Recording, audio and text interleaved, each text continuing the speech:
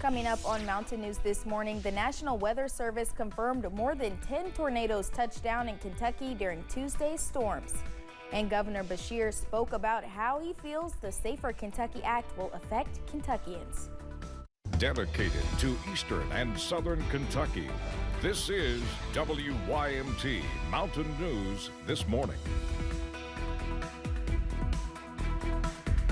Good morning. I'm Madison Carmouche. It is 6:30 this Friday morning. Let's check in with meteorologist Tim Drawbridge for a look at your forecast this morning. And it's a look at the forecast that you want to check out, especially if you're a green thumber, meaning you've already started to do your seeding, you're ready to get things out the door, got some planters maybe going, maybe got some early season crops in the ground. Cover them tonight or before we get to tonight.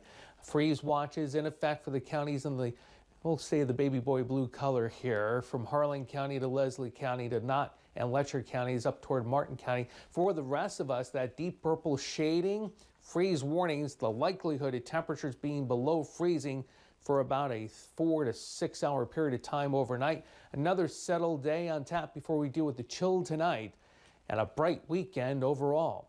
Temperature-wise this morning, all in the 30s, and the pinpoint Doppler radar shows a scattering of rain and yes, some sleet showers across the region. And this system will be departing as we head through the next 24 hours. May back in some clouds though, as we end up heading through tomorrow afternoon up toward the Mountain Parkway and I-64. For today, mostly cloudy, a bit breezy. A scattering of rain showers, some sleet showers on the high terrain with a high of 46. Your 7-day forecast coming up in a few moments. Madison? Tim, thank you.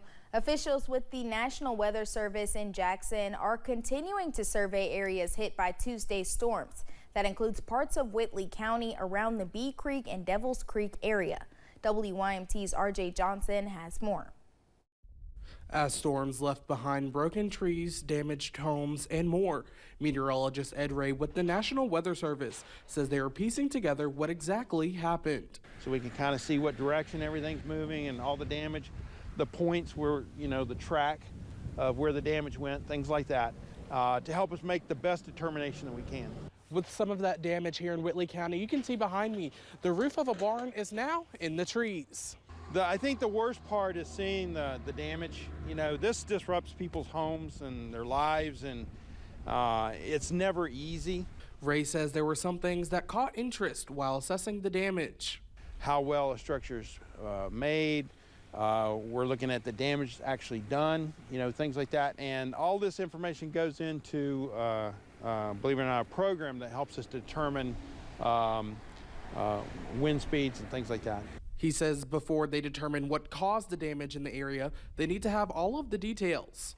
It's like when you're putting together a puzzle, you'll make sure you have all the pieces. You really don't know what happened until you can get all or as many of the pieces together as you can, and then you just make your best judgment. In Whitley County, RJ Johnson, WYMT Mountain News. Ray says they are still reaching out to eyewitnesses of the storm and collecting data and will work to come to a conclusion. The National Weather Service confirmed another tornado in Clark County, bringing the total number of tornadoes so far to 12. Cleanup efforts are still underway in the county. Clay County Fire Chief and county's Emergency Management Director Steve Asbury says the southwest part of the county was one of the areas hit. He says it will take some time to clean up. As for Kentucky's tornado count in total, we told you earlier this week about the National Weather Service confirming at least 7 tornadoes. That number has now increased to at least 12. That was a part of what was mentioned in Governor Beshear's Team Kentucky update Wednesday. All tornadoes were confirmed as EF1s except for one in Boyd County. That county experienced 2 tornadoes. In Wednesday's Team Kentucky briefing, Governor Beshear also talked about the Safer Kentucky Act, a comprehensive piece of legislation addressing crime-related issues in the state. The bill proposes increased penalties and fines, bans unlawful camping, expands the definition of violent crime, and permits shopkeepers to use force against shoplifting.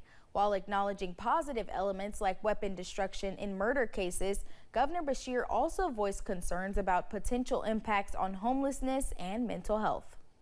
Concerns that it could criminalize homelessness, and those that may need mental health services instead face potential jail time. So reviewing it, I certainly wish I had a line item on that one. And I also wish that legislation like this would be broken. The governor also expressed the need for a carjacking statute for reliable data. He still has not made a decision on the bill. A Pulaski County man admitted to faking his death to avoid paying child support. 39-year-old Jesse Kipf pleaded guilty to computer fraud and aggravated identity theft. In 2023, Kipf used a computer to access the Hawaii death registry system, where he created a fake death certificate for himself. His plea document says he did this to avoid paying child support fees of more than $100,000.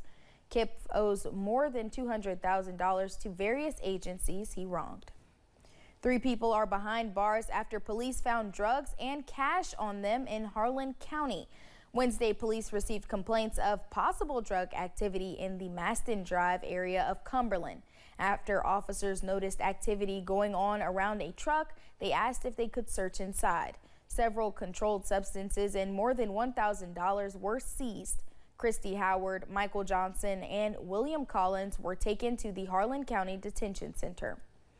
One Southern Kentucky community rallied behind a long-standing coach who they say was unjustly fired last week.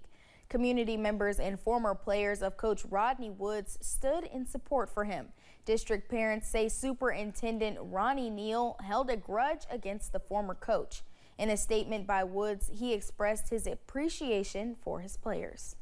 We, and I stress we, did the right thing, and I'm proud of all of you, and I'm proud to say that I was your coach for 38 years. I've had dozens of people contact me to say that they are praying and working hard to support me, but they couldn't attend tonight out of fear of retribution.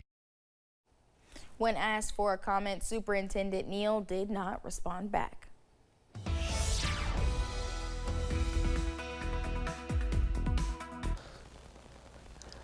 And a good Friday to you. Temperature-wise, not too bad at this hour. We're sitting at 34 here in Hazard, 34 as you make your way toward Pikeville, 36 as you make your way toward London, 37 at Irvin.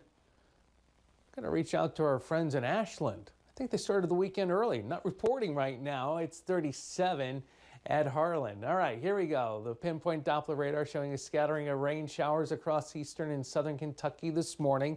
Yes, some sleet showers, a couple of snowflakes mixing in there. Upper level feature will be departing, and that means the clear skies associated with high pressure back out across the central U.S. moves in just in time for the weekend. And yes, that means warmer temperatures too. All right, the travel cast for this morning is scattering of rain showers, some sleet involved in the mix there too.